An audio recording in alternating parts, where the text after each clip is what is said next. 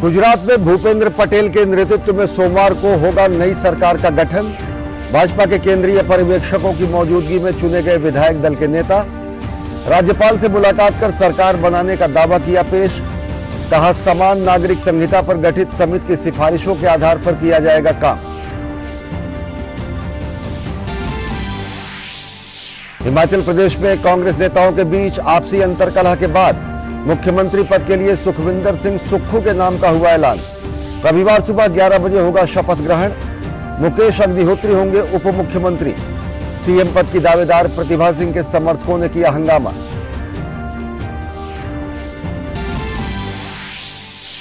प्रधानमंत्री नरेंद्र मोदी रविवार को नागपुर दौरे पर 75,000 करोड़ रुपए की परियोजनाओं का करेंगे शिलान्यास और लोकार्पण। नागपुर और शिरडी को जोड़ने वाले समृद्धि महामार्ग का पहला चरण राष्ट्र को होगा समर्पित। मेट्रो के पहले चरण का होगा उद्घाटन। पीएम नागपुर और बिलासपुर के बीच चलने वाली वंदे भारत एक्सप्रेस को दिखाएंगे हरी झंडी।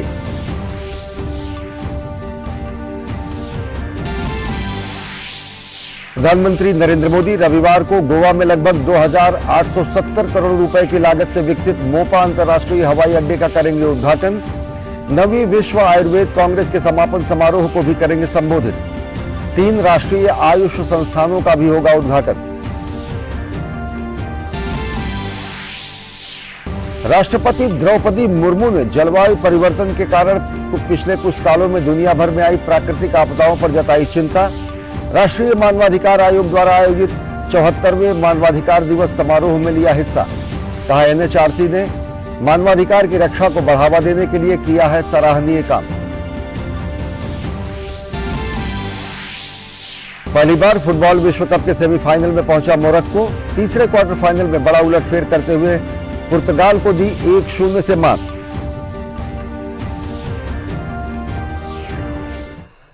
नमस्कार, मैं हूं अश्विनी कुमार मिश्र। देखते हैं खबरों को विस्तार से। भूपेंद्र पटेल फिर से गुजरात के अगले मुख्यमंत्री होंगे। आज गांधीनगर में केंद्रीय पर्यवेक्षकों की मौजूदगी में हुई बीजेपी की नवनिर्वाचित विधायक दल की बैठक में भूपेंद्र पटेल को सर्वसम्मत से विधायक दल का नेता चुना गया।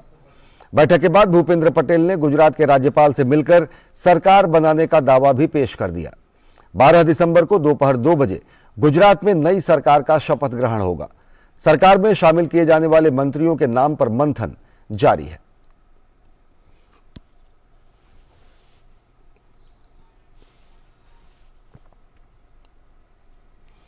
गुजरात के गृह मंत्री हर्ष संघवी से गुजरात विधानसभा चुनाव में भाजपा की जीत पर बात की है हमारे संवाददाता मेघना देव ने। हर्ष संघवी ने कहा कि गुजरात की जनता को जीत के लिए हम बधाई देते हैं।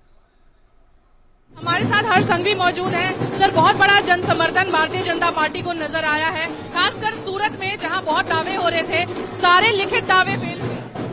देखिए, भारतीय जनता पार्टी और गुजरात की जनता का पिछले 27 साल से ठीक इसी प्रकार से संबंध चलता आया। ये संबंध सत्ता का संबंध नहीं है, ये संबंध दिल के नाते है।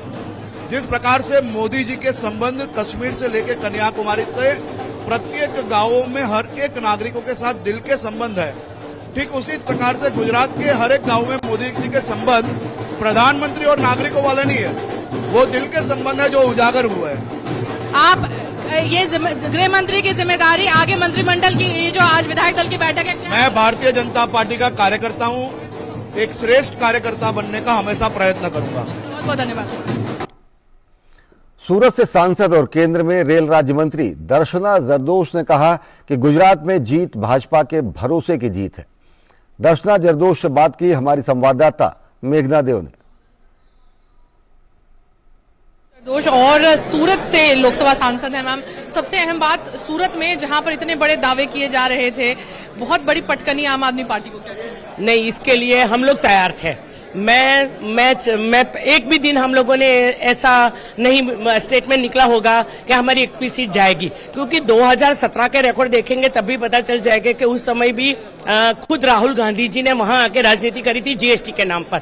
आधी प्रजा रोड पर थी, लेकिन उस समय भी बात यही हो रही थी कि प्रजा हमसे नाराज हो सकती है लेकिन विमुख नहीं हो सकती। कभी मतदान हमारे पक्ष में नहीं करेंगे क्योंकि उनको पता है कि जो बातचीत से समस्या हल होगी, जो डेवलपमेंट होगा, जो परिणाम आएंगे वो भारतीय जनता पार्टी के आएंगे। कई जगहों पर बहुत बड़ा मार्जिन रहा है और तो कई जगहों पर जमानत जब्त हो गई है आम आदमी पार्टी। 125 आप करेक्ट कर लीजिए, क्योंकि मुझे ये आंकड़े बताने में बहुत हर्ष होता है कि 125 सीट पर आप पार्टी का डिपॉजिट गई, क्योंकि गोवा में भी चुनाव में उन्होंने बहुत पैसा खर्चा किया। मैं 40 दिन रही, वहां पे भी राजनीति करने आए, वहां पे भी थर्ड पार्टी बनने के, राष्ट्रीय पार्टी आने के चक्कर में छोटा राज्य पकड़ लिया था, वहां सभी सीट पे डिपॉजिट गई। यहाँ पे कुछ सफलता उनको मिल भी गई, वो हमारे पक्ष से नहीं, हमारा तो जनाधार बड़ा है।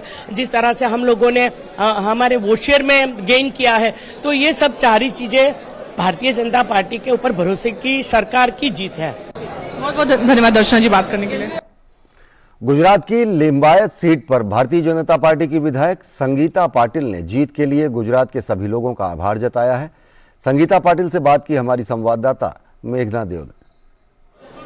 संगीता पाटिल हमारे साथ मौजूद है। मैडम बताइए, महिलाएं काफी सारी जीत कर आई हैं भारतीय जनता पार्टी से, क्या कहेंगे महिलाओं को किस तरीके का मंत्रिमंडल में एक तरीका रिप्रेजेंटेशन? सर्वप्रथम मैं गुजरात के सभी भाई और बहनों का मैं खूब खूब धन्यवाद आभार मानना चाहूंगी, क्योंकि जिस तरह से उन्होंने वोटिंग की है, मतदान किया है और इसीलिए इतनी सारी लीड से भारतीय जनता पार्टी जीत रही है। हमारे लिए हमारे आदरणीय पंतप्रधान श्री नरेंद्र भाई मोदी साहब ही है जिनका चेहरा और जिन्होंने विकास के कार्य में, जिन्होंने इतने देश को संभाला है, गुजरात को संभाला है, वही हमारे लिए खास है। उनका चेहरा ही हमको काम आता है। 14 बीजेपी से महिलाएं जीत कर आई हैं, 14 महिलाएं हैं, क्या कहेंगे महिलाओं का और बढ़ता हुआ रोल नजर आ रहा है?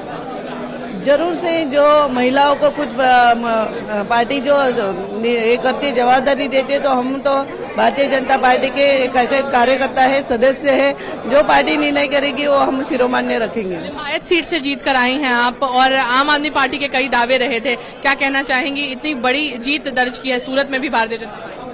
भारतीय जनता पार्टी की ये मैं पिछले 2 टर्म से हूँ, धारासभ्य हूँ और विधायकों के तौर से मैं काम कर रही हूँ और अभी ये तीसरा टर्म है। लेकिन लिंबायत में विस्तार ऐसा है जो 102 बूथ मेरे माइनस होते हैं और फिर भी हम लोग अच्छी तरह से जीते हैं। इसका श्रेय मैं पेज कमेटी, हमारे आदरणीय वडाप्रधान श्री नरेंद्र भाई मोदी जी को, हमारे प्रदेश अध्यक्ष श्री CR पाटिल साहब को, अमित भाई शाह साहब को, उनको देना चाहती हूँ। आपको धन्यवाद संगीता जी। वहीं हिमाचल प्रदेश में सुखविंदर सिंह सुक्खू राज्य के अगले मुख्यमंत्री होंगे। उप मुख्यमंत्री के रूप में मुकेश अग्निहोत्री को चुना गया है। शपथ ग्रहण समारोह कल सुबह 11 बजे होगा। कांग्रेस आला कमान ने नवनिर्वाचित विधायक दल के नेता के तौर पर सुक्खू के नाम पर मोहर लगाई। शनिवार शाम शिमला में हुई कांग्रेस विधायक दल की बैठक में इस बात का ऐलान कर दिया गया था कि अंतिम फैसला आला कमान लेंगी और आला कमान ने अंतिम फैसला इस मामले पर लिया है। बैठक में कांग्रेस के हिमाचल प्रभारी राजीव शुक्ला और पार्टी के केंद्रीय पर्यवेक्षक भूपेश बघेल और भूपेंद्र हुड्डा भी मौजूद रहे। इससे पहले शुक्रवार रात हुई कांग्रेस विधायक दल की बैठक में आला कमान को नेता का नाम तय करने के लिए अधिकृत किया गया था। सुखविंदर सिंह सुक्खू नादौन विधानसभा क्षेत्र से चौथी बार विधायक चुने गए हैं। विधानसभा चुनाव में उन्होंने कांग्रेस चुनाव प्रचार समिति के अध्यक्ष की जिम्मेदारी भी संभाली थी। मुख्यमंत्री बनने को लेकर हिमाचल प्रदेश कांग्रेस में नतीजे आने के बाद से ही जबरदस्त खींचतान देखने को मिली।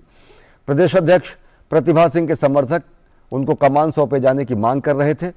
शनिवार को भी उनके समर्थकों ने जोरदार नारेबाजी की।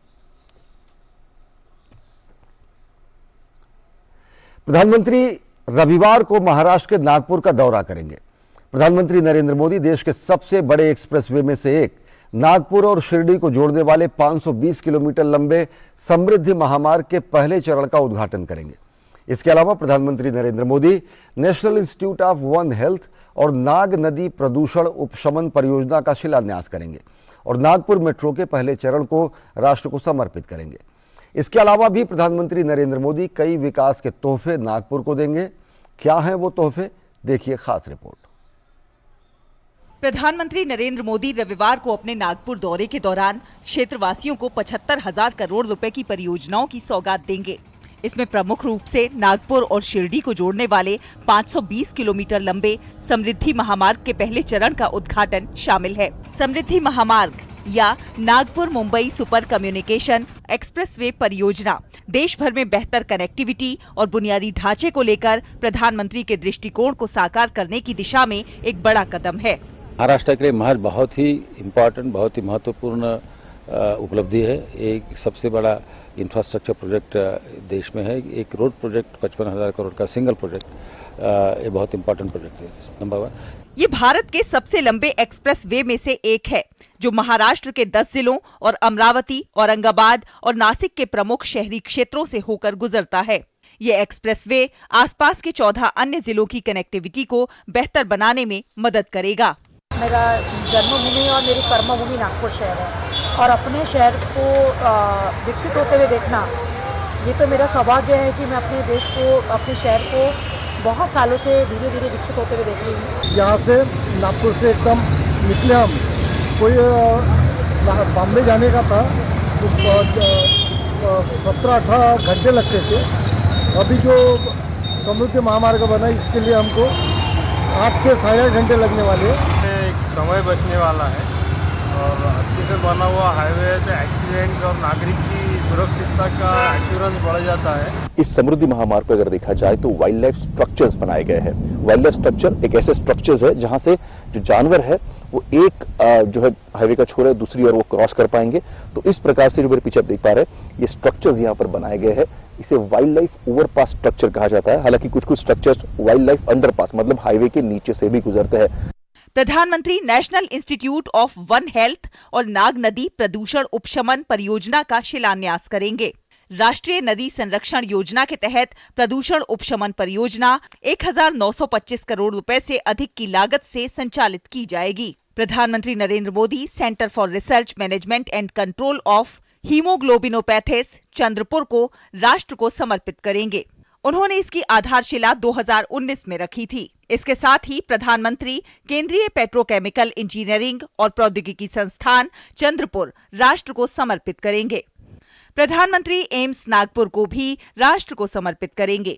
इसकी आधारशिला भी प्रधानमंत्री ने जुलाई 2017 में रखी थी। शहरी गतिशीलता में क्रांति लाने वाला एक और कदम उठाते हुए प्रधानमंत्री नागपुर मेट्रो के पहले चरण को राष्ट्र को समर्पित करेंगे। वो खपरी मेट्रो स्टेशन पर 2 मेट्रो ट्रेनों खपरी से ऑटोमोटिव स्क्वायर और प्रजापति नगर से लोकमान्य नगर एक्वा लाइन को हरी झंडी दिखाएंगे। नागपुर मेट्रो का पहला चरण 8,650 करोड़ रुपए से अधिक की लागत से विकसित किया गया है। प्रधानमंत्री 6,700 करोड़ रुपए से अधिक की लागत से विकसित होने वाले नागपुर मेट्रो फेज 2 का शिलान्यास भी करेंगे। इसके साथ ही प्रधानमंत्री नरेंद्र मोदी नागपुर रेलवे स्टेशन पर नागपुर और बिलासपुर के बीच चलने वाली वंदे भारत एक्सप्रेस को हरी झंडी दिखाकर रवाना करेंगे। देश की इस 6ठी वंदे भारत एक्सप्रेस ट्रेन की भी अगर खासियतों की बात करें तो जो इसके पहले के और वंदे भारत आपने देखे बिल्कुल वैसी ही फैसिलिटी है, उसमें कुछ और जो है इजाफा ही आपको मिलेगा। स्लाइडिंग डोर जैसे पहले वंदे भारत ट्रेन के अंदर आप देखते थे, वैसा ही बिल्कुल स्लाइडिंग डोर जो है वो लगाया गया है लोगों की सेफ्टी को ध्यान में रखते हुए, ताकि किसी को कोई असुविधा नहीं हो। ये देखिए यहाँ पर ऑटोमेटिक जो खाना गर्म करने का, खाना रखने का जो सिस्टम है वो जो यहाँ पर है वो यहाँ पर दिया गया है। साथ साथ इमरजेंसी में अगर आपको इमरजेंसी में कोई दिक्कत हो तो यहाँ पे इमरजेंसी अलार्म बटन भी लगा है, जो कि सीधा इस ट्रेन सेट के जो आपके केबिन में जो वहाँ पर आपके ड्राइवर है उनको इसकी सूचना मिलेगी। और साथ साथ आप अगर मैं इसके बाद अलावा बात करूं तो सीसीटीवी कैमरा जो है पूरे ट्रेन के अंदर इंस्टॉल किया गया है, ताकि जो सेफ्टी है उसको सबसे ज्यादा जो है उस प्रायोरिटी दी जाए। प्रधानमंत्री नरेंद्र मोदी नागपुर में सार्वजनिक समारोह में नागपुर रेलवे स्टेशन और अजनी रेलवे स्टेशन के पुनर्विकास कार्य का शिलान्यास भी करेंगे। वो सरकारी मेंटेनेंस डिपो अजनी, नागपुर और नागपुर इटारसी तीसरी लाइन परियोजना के कोहली नरखेर खंड को राष्ट्र को समर्पित करेंगे। ब्यूरो इनपुट्स के साथ शिशिर शेलार और अभिषेक सिंह की रिपोर्ट, डीडी न्यूज। और अब बात भारतीय रेलवे के पहले पब्लिक प्राइवेट पार्टनरशिप के तहत बने अजनी लोकोमोटिव मेंटेनेंस शेड की। नागपुर शहर के अजनी रेलवे स्टेशन के पास देश के पहले लोकोमोटिव शेड का निर्माण पीपीपी मॉडल के तहत तकरीबन 110 करोड़ रुपए की लागत से किया गया है, जिसे रविवार को प्रधानमंत्री नरेंद्र मोदी राष्ट्र को समर्पित करेंगे। देखिए हमारे संवाददाता अभिषेक सिंह की ये अजनी से एक्सक्लूसिव रिपोर्ट। ये रेलवे ने व्यावसायिक गतिविधियों को बढ़ाने के लिए नागपुर के अजनी रेलवे स्टेशन के पास 12,000 हॉर्स पावर का लोकोमोटिव मेंटेनेंस शेड बनाया है, जिसे प्रधानमंत्री नरेंद्र मोदी रविवार को राष्ट्र को समर्पित करेंगे।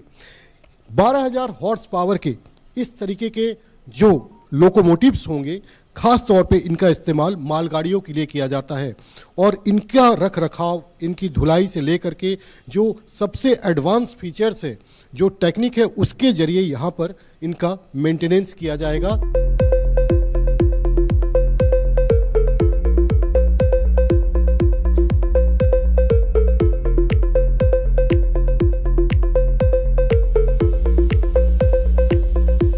पब्लिक प्राइवेट पार्टनरशिप मॉडल यानी पीपीपी मॉडल के तहत ये देश का सबसे पहला जो है लोकोमोटिव शेड है 12,000 हॉर्स पावर का, जहां पर कि 250 लोकोमोटिव्स की देखरेख की जाएगी। इसके साथ साथ मैं बताना चाहूँगा कि ये जो है एल्स्टॉम जो प्राइवेट कंपनी है और भारतीय रेलवे का ने दोनों का जो है मिला जुला ये पूरा जो है लोको सेट बनाया गया है और ये पहला है जो कि पीपीपी मॉडल के तहत रेलवे के अंदर एक बड़े इन्वेस्टमेंट का परिचायक भी है। सो नागपुर शेड में, नागपुर डिपो में जो मेंटेनेंस के लिए सभी मॉडर्न मशीनें लगाई गई हैं और लोकोमोटिव्स के अंदर में आईओटी सेंसर्स लगाए गए हैं। उनका ऑनलाइन मॉनिटरिंग होता है। तो मैं ये कहूँगा जिसको शॉर्ट फॉर्म में एक कि डिजिटलाइजेशन का पूरा प्रयोग किया गया है मरम्मत के मेंटेनेंस कार्य को हेल्प करने के लिए।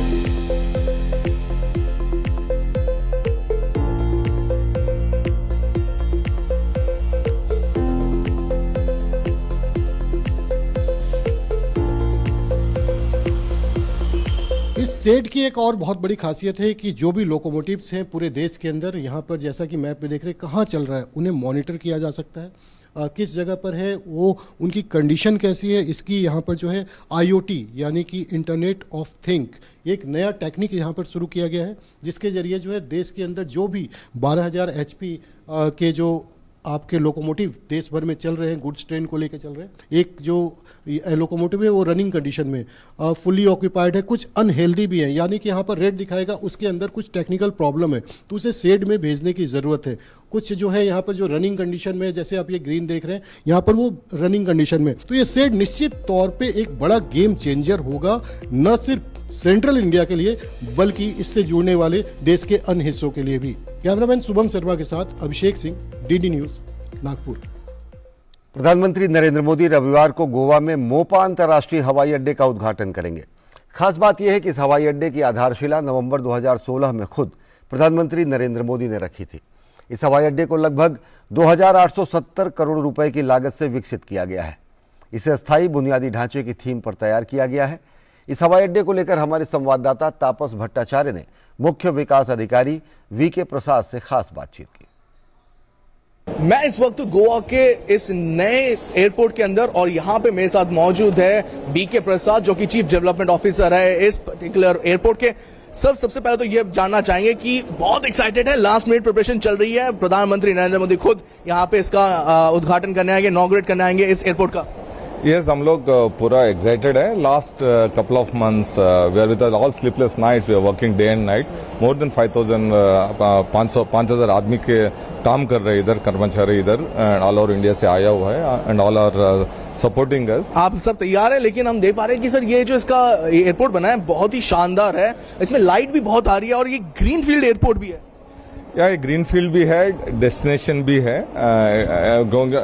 हम सबको मालूम है गोवा बहुत सारे आते हैं टू हॉलीडे, हम लोग ये एयरपोर्ट में आते ही पता चलता है, हम लोग डेस्टिनेशन एयरपोर्ट में आना है, business leisure airport, it's a leisure airport, it's a destination airport, एक नया डेस्टिनेशन एयरपोर्ट जैसा। एनवायरमेंट को भी बहुत आप लोग सपोर्ट कर रहे हैं इस एयरपोर्ट का। हम देख रहे हैं कि सोलर पावर का आप लोगों ने मेगावाट आपने वो स्टार्ट भी किया है। 5 मेगावाट पावर हम लोग स्टार्ट किया है। It's a very big green initiative and ये अच्छा है हमारे लिए and also it's good to the country also. We are saving lot of power and हम लोग ये भी है।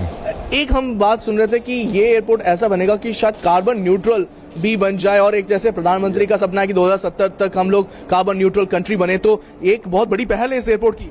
ये बहुत पहले बड़ी है। वीर ऑल हम लोग इसी के तरफ काम किया हुआ है, उसी के हिसाब से हम लोग डिजाइन किया हुआ है carbon neutral, zero carbon neutral का करने के लिए हम लोग इसके हिसाब से हम लोग किया हुआ है। बहुत बहुत शुक्रिया हमसे बात करने के लिए। तो ये थे chief development officer GMR Goa, जो यहाँ पे ये जो नया एयरपोर्ट है उसको बनाया है। और आप देख सकते हैं बेहतरीन ये एयरपोर्ट बनाया गया है। प्रधानमंत्री नरेंद्र मोदी रविवार को आएंगे, उद्घाटन करेंगे, इनॉग्रेट करेंगे इस एयरपोर्ट का, और डेस्टिनेशन एयरपोर्ट है। तो जब 5 तारीख को ये ऑपरेशनलाइज हो जाएगा तो लोग आएंगे और झलक पाएंगे इस बेहतरीन एयरपोर्ट का। कैंपर से जयशंकर के साथ मैं तापस भट्टाचार्य, दूरदर्शन समाचार, गोवा। भारत की शांतिप्रिय साख का पूरी दुनिया लोहा मान रही है। आज हिंसाग्रस्त विश्व के अधिकतर देश भारत की तरफ उम्मीद से देख रहे हैं। शनिवार को नई दिल्ली में इस्लाम और हिंदू धर्म के बीच संवाद विषय पर अंतर्राष्ट्रीय सम्मेलन का आयोजन किया गया। ईरान कल्चर हाउस और रामकृष्ण मिशन ने संयुक्त रूप से इस आयोजन के द्वारा विभिन्न धर्मों के बीच परस्पर सहयोग पर जोर दिया। पेश है हमारी खास रिपोर्ट। भारत हमेशा से शांति का पक्षधर रहा है। इसकी जड़ों में शांति, सद्भाव और भाईचारा गहराई तक उतरा हुआ है।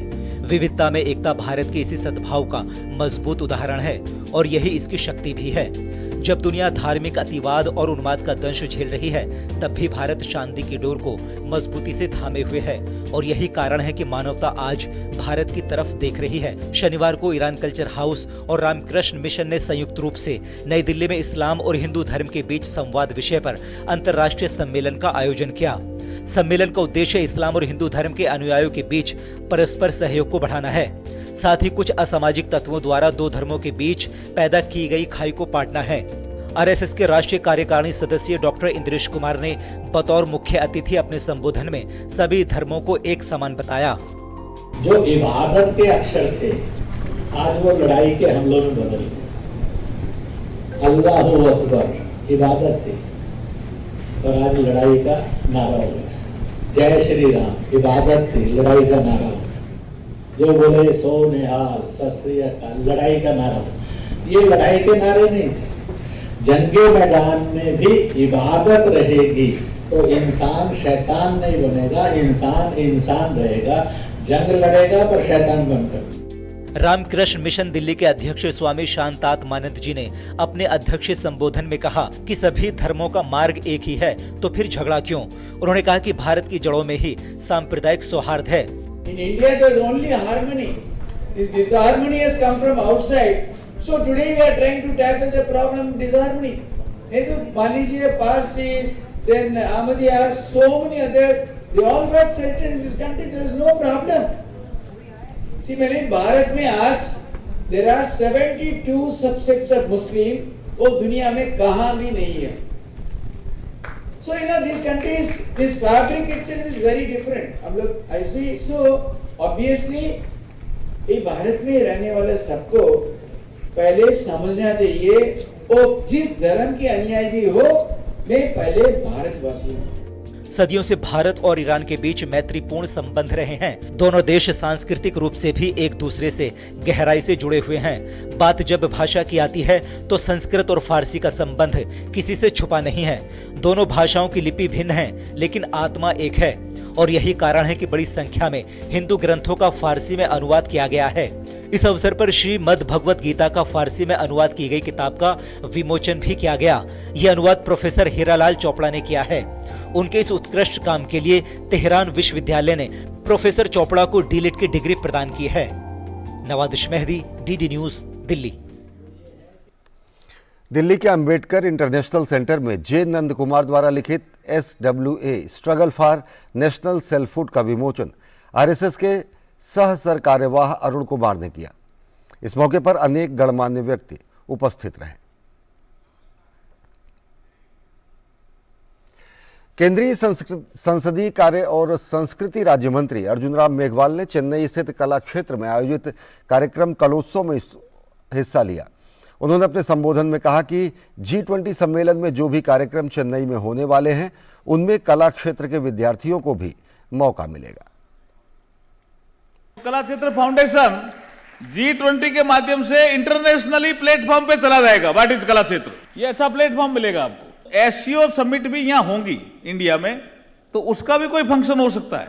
तो स्टडी में हमारे यहाँ पे जो रिसर्च का काम है चेन्नई में बहुत हुआ है, तो उसका भी एससीओ का भी कोई समिट मिल जाए तो अभी कलाकारों का, हमारे कलाकार सेंट्रल एशिया से बहुत जुड़े हुए हैं। गाने की कोई वो भाषा नहीं होती है, वो बाउंड्री तोड़ती है, वो उसी तरह के गा रहे थे, तो उनके साथ भी आप कोई रिलेशन कर सकते हो।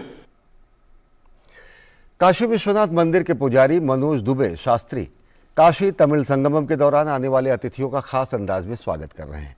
उनसे बात की है हमारे संवाददाता डॉक्टर हरिकेश बहादुर सिंह गौतम ने। तमिल संगमम के माध्यम से इतने अतिथि आ रहे हैं, काशी उत्साहित है, आह्लादित है उनको अतिथि के रूप में पाकर। मनोज दुबे शास्त्री जी हैं, इन्होंने अनोखे अंदाज में काशी तमिल संगमम का एक परिचय देने की कोशिश की है। मनोज जी, जरा बताइए कि किस तरह से आप स्वागत कर रहे हैं काशी तमिल संगमम का। काशी तमिल संगम जो हो रहा है, ये संस्कृति जो है, दो संस्कृतियों का मिलन हो रहा है और इस मिलन पे सभी उत्साहित हैं और हर हर महादेव का सब नारा गुंजायमान करते हैं। इसी पर से मैंने कुछ लाइनें लिखी हैं, वो मैं सुनाना चाहूँगा। काशी का तमिल से हो रहा है संगम, काशी का तमिल से हो रहा है संगम, कैसी अनोखी छटाएं बिखरी, कैसा दृश्य विहंगम, काशी का तमिल से हो रहा है संगम, हर हर महादेव का नारा है सबके होठों पर, एक हो रही काशी तमिल आया ये सुअवसर, हर हर महादेव का नारा है सबके होठों पर, एक हो रही काशी तमिल आया ये सुअवसर, यहाँ विराजे विश्वनाथ, यहाँ विराजे विश्वनाथ, वहाँ पर है रामेश्वरम, काशी का तमिल से हो रहा है संगम। बहुत ही खूबसूरत तरीके से यही सोच है एक भारत श्रेष्ठ भारत की कि किस तरह से हम जुड़ जा रहे हैं अपनी उन पुरानी संस्कृतियों से, क्योंकि सांस्कृतिक नगरी है और इससे जुड़ना तो जरूरी ही था काशी तमिल संगमम के माध्यम से, तमिलनाडु का काशी से, क्योंकि बाबा विश्वनाथ से लेके रामेश्वरम तक एक ही तो है। कैमरा पर्सन मनोज कुमार साहनी के साथ doctor Harikesh Bahadur Singh Gautam, DD news, Kashi Vishwanath Dham, Varanasi. Kashi Vishwanath मंदिर में काशी तमिल संगमम के दौरान आने वाले श्रद्धालुओं के दर्शन की विशेष व्यवस्था की गई है। इसको लेकर काशी विश्वनाथ न्यास ने खास इंतजाम भी किए हैं। इसे लेकर न्यास के सदस्य के वेंकटरमण घनपाटी से बात की हमारे संवाददाता डॉक्टर हरिकेश बहादुर सिंह गौतम ने। काशी विश्वनाथ मंदिर न्यास के सदस्य हैं के वेंकटरमण घनपाटी जी। चूंकि ये तमिलनाडु के रहने वाले इनके पूर्वज से यहाँ आकर काशी में ये हैं, तो पहले तो मैं आपसे ये पूछना चाहूँगा कि ये जो आप के यहाँ से लोग आ रहे हैं, उनका आदर सत्कार आप कर रहे हैं, विश्वनाथ जी का दर्शन करा रहे हैं, ये आप लोग कितना काशी तमिल संगमम को धन्यवाद करना चाहेंगे, ये जो सौभाग्य मिल रहा है? निश्चित ही पहले हमारे देश के जो यशस्वी प्रधानमंत्री हैं, उनको हम हृदय से, हम सभी तमिलनाडु वासी नहीं केवल काशी वासी भी उनका धन्यवाद करते हैं, क्योंकि तमिल संगमम जो वहाँ से हमारे तमिल के अतिथि आ रहे हैं, क्योंकि हमारे यहाँ तमिलनाडु में बोला गया है काशी को काशी कड़का दे, मैंने आपके हाथ में द्रव्य होगा लेकिन काशी दर्शन प्राप्त नहीं हो सकता है। बहुत पुण्य से काशी का यात्रा मिलता है, लेकिन हमारे प्रधानमंत्री जी के संकल्प से ये जो तमिल संगमम हो रहा है, हमारे तमिलनाडु से प्रतिदिन जो 200 की संख्या में प्रतिनिधि आ रहे हैं, उन लोग बहुत ही खुश हैं। ये पुण्य लाभ तो ले ही रहे हैं, यहाँ के सांसद और देश के प्रधानमंत्री का धन्यवाद कर रहे हैं, और यहाँ काशी के लोग अतिथि देवो भव का भाव रखते हैं। इन अतिथियों का अपने तरीके से, बनारस के तरीके से, काशी के तरीके से स्वागत कर रहे हैं। कैमरा पर्सन मनोज कुमार साहनी के साथ डॉक्टर हरिकेश बहादुर सिंह गौतम, शंकराचार्य चौक, काशी विश्वनाथ धाम, वाराणसी, डीडी न्यूज़। और अब बात फुटबॉल विश्व कप की। कतर में खेले जा रहे फीफा विश्व कप में अफ्रीकी टीम मोरक्को का शानदार प्रदर्शन जारी है। आज खेले गए क्वार्टर फाइनल में मोरक्को ने पुर्तगाल को 1-0 से हराकर पहली बार सेमीफाइनल में प्रवेश किया। मोरक्को की ओर से एकमात्र गोल एन नेसियारी ने किया। हाफ टाइम के बाद मैदान पर उतरे क्रिस्टियानो रोनाल्डो भी अपनी टीम को जीत नहीं दिला सके और कतर फीफा विश्व कप का उनका ये सफर यहीं समाप्त हो गया। हिंदी समाचारों के इस बुलेटिन में फिलहाल इतना ही। देश और दुनिया की ताजा तरीन खबरों के लिए देखते रहिए डीडी न्यूज। नमस्कार।